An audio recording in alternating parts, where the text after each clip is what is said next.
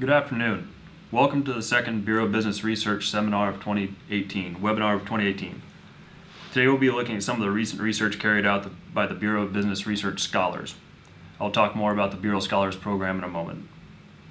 This presentation is sponsored by the Bureau of Business Research, which is part of the Department of Economics in the College of Business at the University of Nebraska, Lincoln.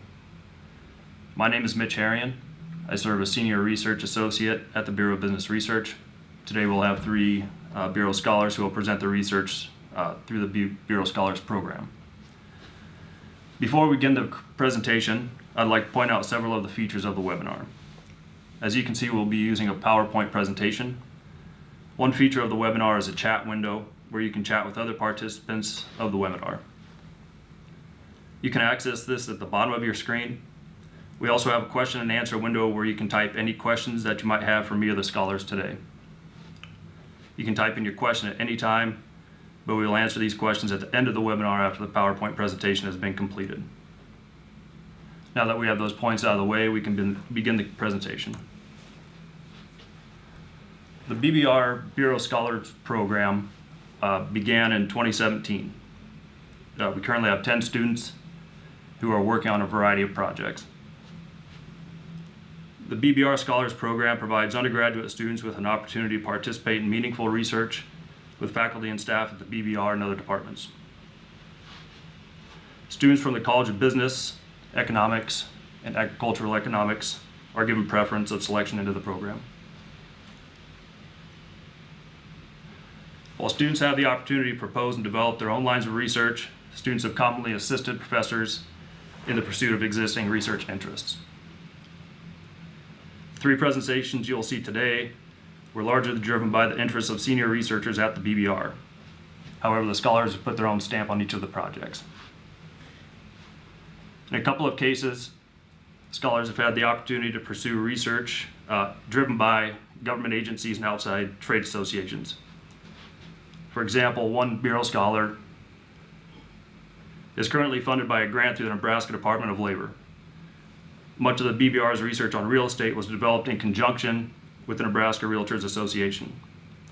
These projects have provided valuable opportunities for scholars to work with outside partners.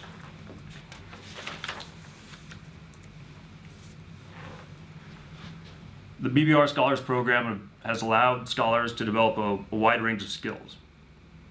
First, students have the opportunity to work with senior research to develop research questions and formulate testable hypotheses. This is a valuable skill when it comes to really focusing one's analytical work. Further, over the last semester, we have held 4 research seminars.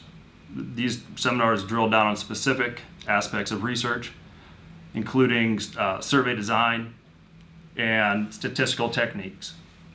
In the future, we plan to develop more seminars for the scholars to participate in. In general, students have been involved in quantitative analysis. This has provided the opportunity to apply a range of statistical techniques, primarily regression analysis. One of the added benefits of this is that our research dovetails with the coursework of the students. For example, most of the students are currently taking or have recently completed courses on regression. Working as scholars gives them the opportunity to further apply and practice these skills that they're learning in the classroom. Students utilize a variety of methods to collect relevant data. As I mentioned, scholars have worked with outside partners such as the Department of Labor and the Nebraska Realtors Association to obtain and work with data. Students have recently helped conduct intercept surveys as part of an economic impact study for a local facility here in Lincoln.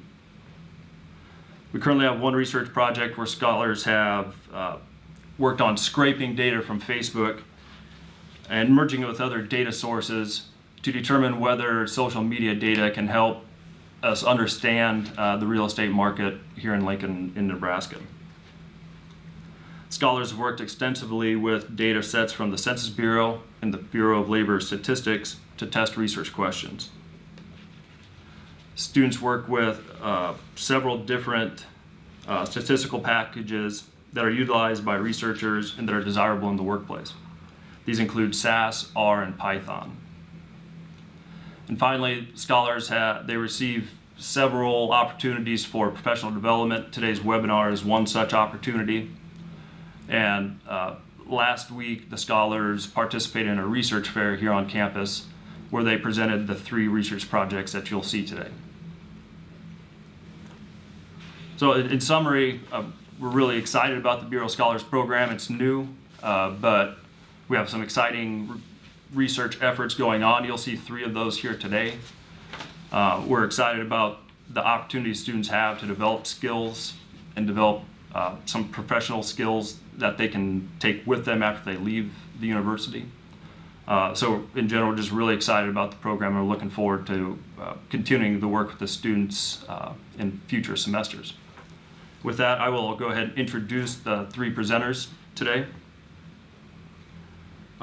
Again, these 3 presentations they represent 3 projects that we have ongoing. We have several other projects going on, but these are probably 3 of the more mature efforts that we have at this point.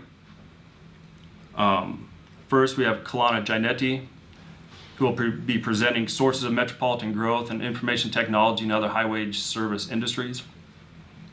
Second, we have Kylee Yakel, who will be presenting on behalf of herself, and Alyssa Peterson will be presenting factors which influence transitions from unemployment to employment. And Skylar Lowe, who will be presenting on behalf of himself, and Max Kamey, looking at house sales forecasts for Nebraska communities. With that, I will turn it over to Kalana to present the first project. Thank you, Dr. Herian.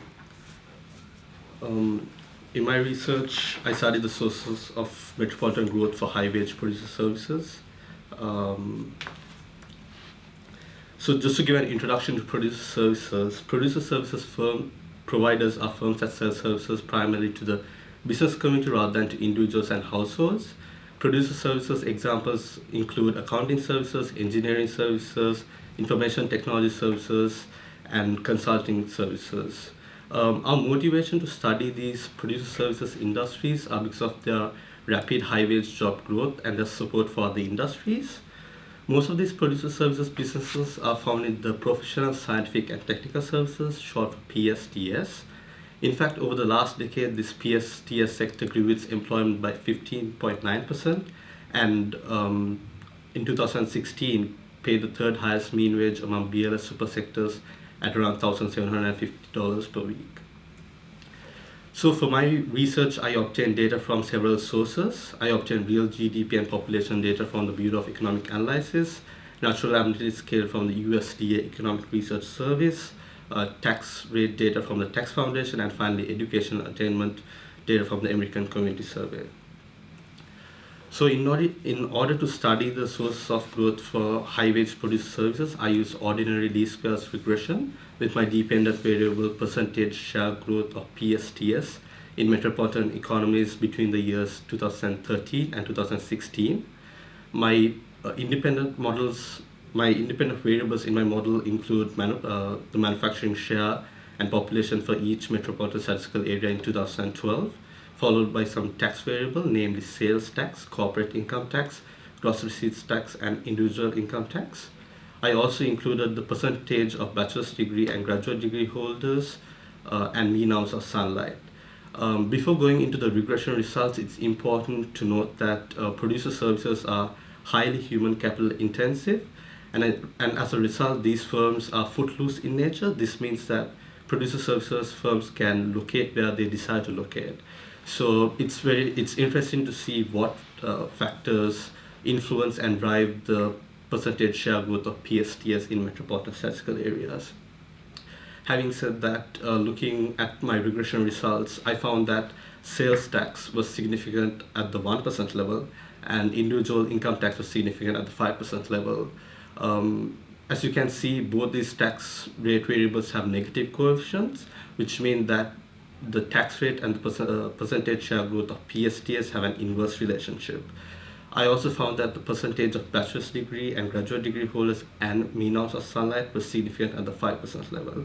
So in conclusion, what I found was that producer service industries respond to low taxes, pleasant climate, and educated workforce. Okay, thank you, Kalana. Next, Kylee will present her research, factors which influence transitions from unemployment to employment. Okay, so our research basically sought to understand if there are certain factors that make an individual more or less likely to undergo a labor market transition. So our first transition on the left there was from a state of unemployment to employment, and then the second transition we looked at was from part-time to full-time employment. So to do this, we looked at data from the current population survey, and we looked at data from 2014 to 2017. We were able to match individuals across the 2 years they were sampled in using unique identifiers, and then we confirmed these matches by validating gender, race, age, and education for each individual. So our final sample included around 93,000 individuals with data in each of 2 years, and then we used binary variables to note transitions in employment status to model the chart that I showed earlier for unemployed to employed and then part-time to full-time work. So to look at these factors, we used a Probit model, and this allowed us to model a binary outcome variable, which was that transition variable, and this allows us to determine how factors affect the likelihood that an individual will transition from one labor market state to another. So the independent variables that we looked at included those first four: sex, age, race, and education, which are pretty basic demographic variables. Then we also were interested in looking at marital status, number of children in home, and age of youngest child to try to figure out if those variables impacted men and women differently. And then we also looked at household income and poverty status to try to look at more economic variables. So we were able to then look at impacts for each of these transitions, and we were able to see if each factor had a positive or negative impact on an individual's probability of transitioning.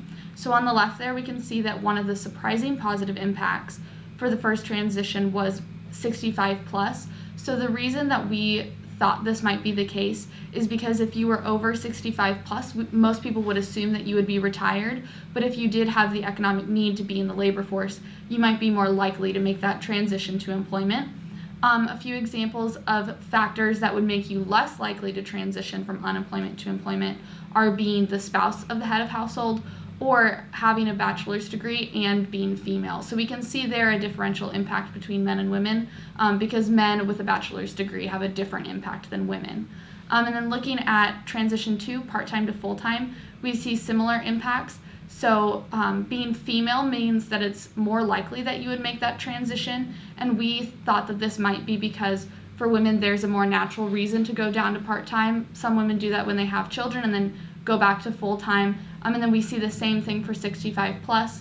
And then for negative impacts, we can see another interaction variable with being African American and female means that you would be less likely to make that transition. So moving forward in the project, we want to do some more research to try to figure out the actual marginal impacts of each of these variables so that, for example, a state Department of Labor could understand how to target their unemployment intervention programs to specifically help certain populations that are going to be less likely to make that transition on their own.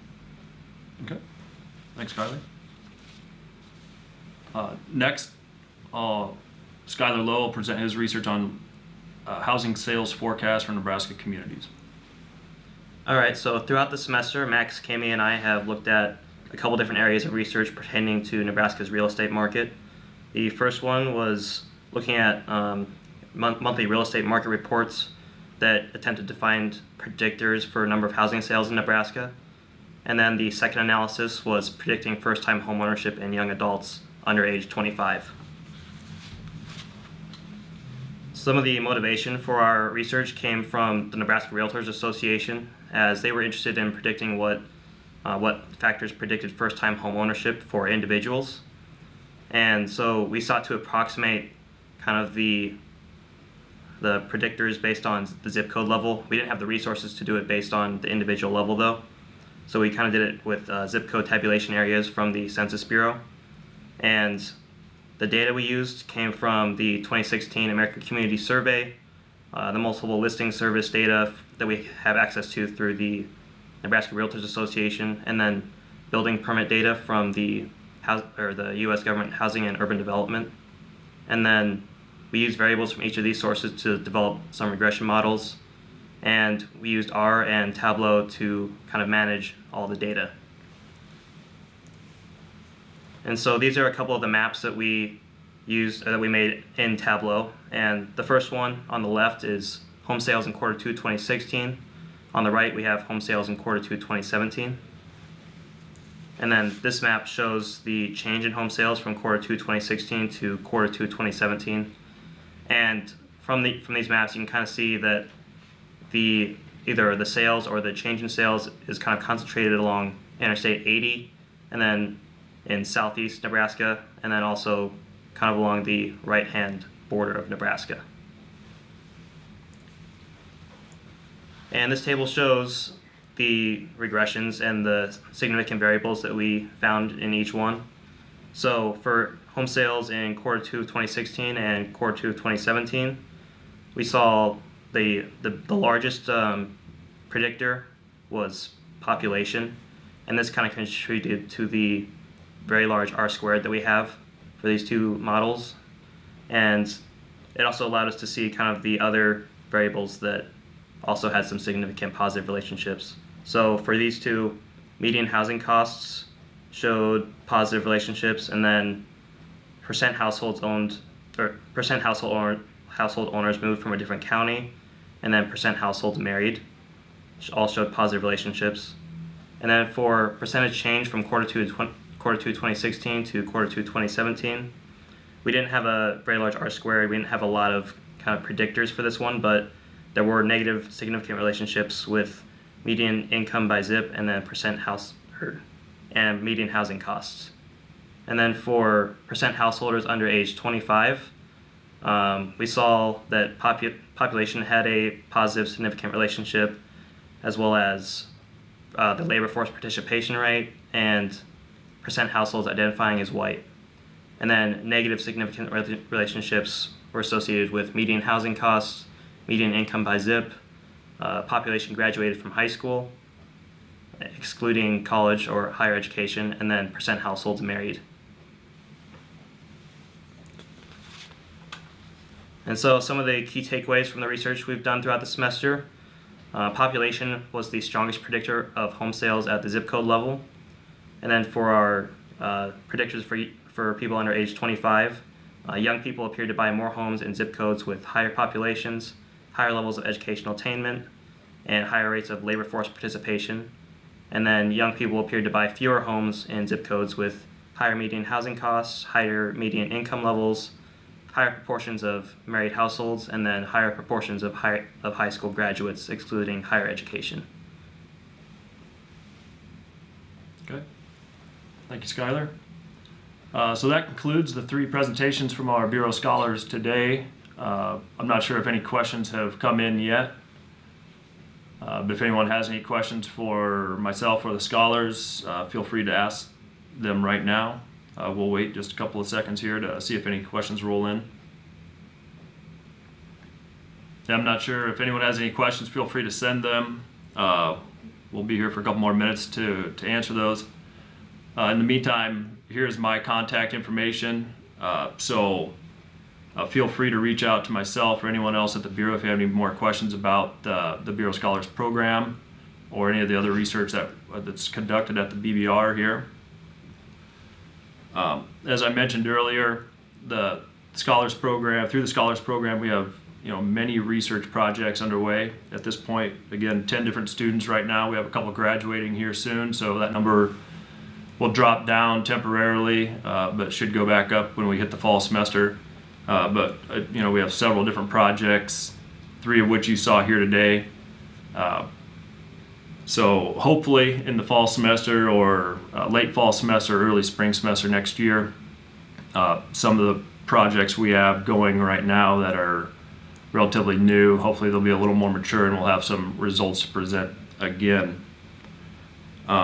Again, if you'd like to learn more about the program or the BBR, any research going on here at the BBR, feel free to contact me here.